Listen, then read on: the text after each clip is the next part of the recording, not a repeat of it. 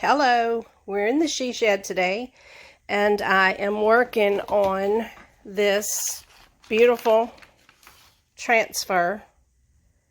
Japonica is the name of the transfer by IOD, and I have been saving her for this project. I have 4 of these. Let's see if I can get them all in here. These windows, let's see if I can get them. These are old antique windows that came off of Dr. Lane's house, who was the physician here in Zachary. He had a bungalow house there across the street from the city hall, and he actually served his patients there in his home. I was part of an antique store that was there. We were fortunate enough to rent that building for a while a few years back, and well, I didn't, but 2 ladies did, and it was a beautiful store. But anyway, as it turns out, after we moved out of it, it was unoccupied for a while, and it was unfortunately torn down. The house was torn down, and they did do a good deed with the property. They built a children's play park in memory of a little boy here in town and his mother, who were tragically killed in a boating accident. It actually wasn't a boating accident. It was a hunting accident, but they were on a pontoon boat. It was a very tragic, sad time, but in his memory, they built a little park for the children in Zachary, right across from City Hall, where Dr. Lane's house used to be. Anyway, I was able to acquire 4 of these windows. They're beautiful old windows. You can't see the glass, but it's old and wavy. And anyway, I was saving them for a special project, and this transfer is what this is my first window to do from those 4 windows, and I have been saving this transfer for that. So today, that's what I'm going to do. I'm going to show you all how to put a transfer on an old glass window. I cleaned it very well. I cleaned the glass because you want the transfers stick very good to smooth glass. So I wanted to make sure I had gotten everything off of the glass, and I didn't want to take any of the old paint layers off of the window. I did sand the edge a little bit just to smooth it out, but I didn't want to remove the paint. It's got layers of old paint on it, and I wanted to keep that on it. I do not have a tripod yet, so I'm holding the phone while I do this, but what I'm going to do is do it in steps. I'm going to pause, and I'm going to put on, I kind of made a finger indentation here. You can see where I did it with my fingernail, because I want the 2 ladies to be in this section. And you can do this either way. You can wrap your transfer over any decorative bumps or parts of the frame that you want to, but for this project, I'm not going to wrap them around this. I'm going to cut it, and I'm going to have the next piece will have a scene. It'll have some of these flowers in it, and I'm going to show you. I'm just going to cut it into the pieces that I want, where I want them, and I am going to apply them. Each transfer comes, this is what the transfer comes in, a tube like this, and it comes with its own application stick, which I dropped on the floor. I'm going to bend down and pick it up. Anyway, this is the application stick, and what you do is when you get it where you want it and you cut it, you take this backing off. You have to be very careful, though, not to, I'm going to cut it with the backing still on it. But you have to be very careful not to let anything stick to the back side of the transfer, because that is what is going to adhere to your glass, and you don't want to interfere with that. But once you get it cut and laid where you want it, you begin to press this onto the image with some pressure and just go over every piece of it and make sure that it is adhering before you rip the cover off. I'll show you that in just a second. Okay, this is part 2. Because there's so much paint on this window and it's this edge of it, the paint is really not a straight line. It's hard for me to line her up exactly where she needs to be. So I'm kind of playing it by ear, but I have started. You take your applicator and you rub it like so.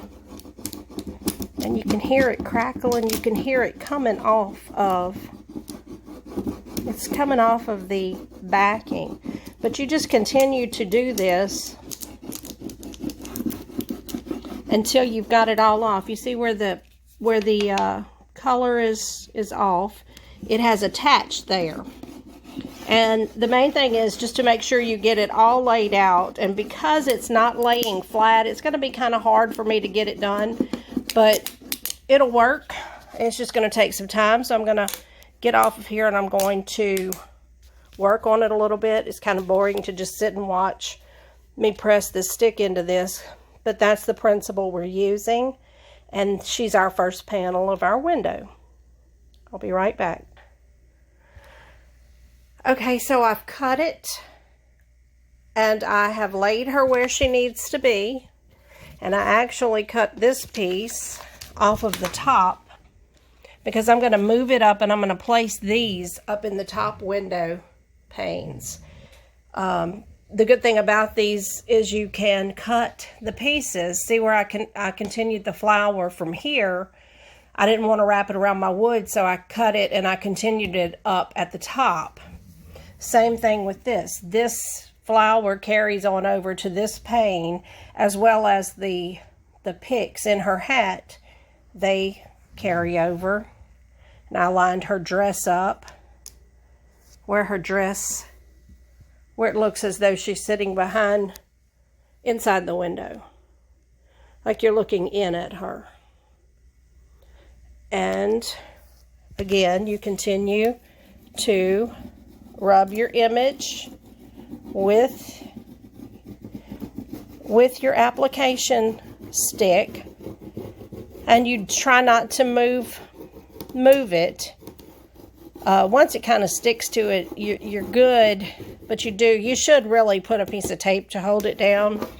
I don't always do it, but anyway, this is what you do. You rub your image so that it'll release from the backing of this gridded plastic paper, which really serves a good purpose because you've got these grid marks. And if you can see, I couldn't cut it on the line because that would have left too much space between the window. So I just judged how much past the line and tried to cut it as straight as possible. It's a pretty forgiving technique. It really is. You just have to be careful not to let your transfer stick to itself because it does tend to roll up like this is rolling up.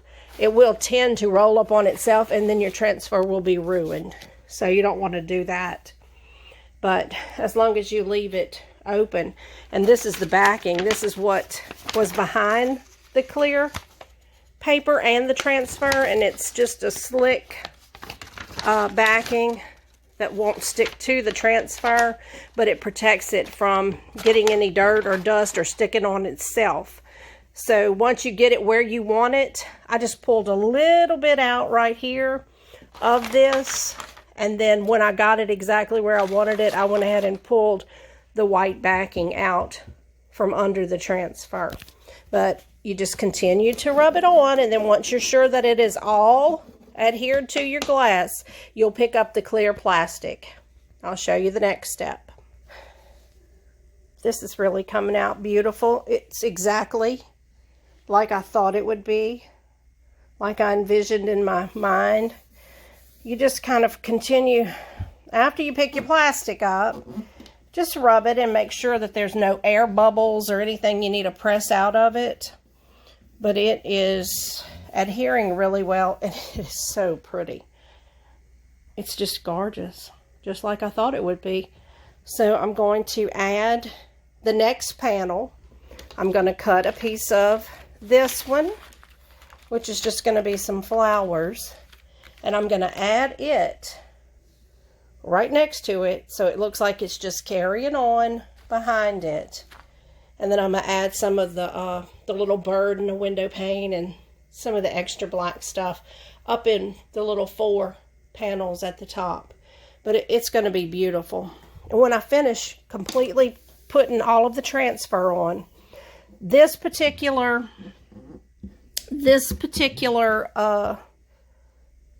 process on glass, on something that's going to be hanging on your wall and not getting a lot of use, you do not necessarily have to seal it. Normally you would seal it with a top coat of your favorite brand of paint product, or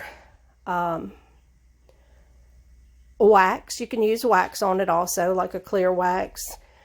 But I'm not going to be putting anything on this probably.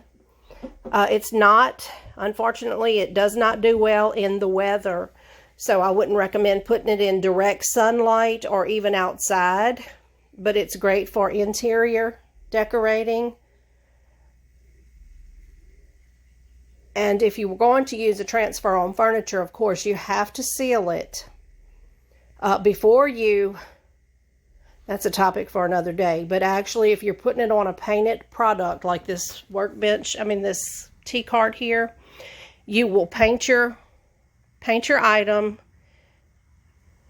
put your top coat, then apply your transfer, and then once it is dry, you go back over it with a clear coat to seal it, or a wax. Your favorite wax would work. Just nothing with oil in it.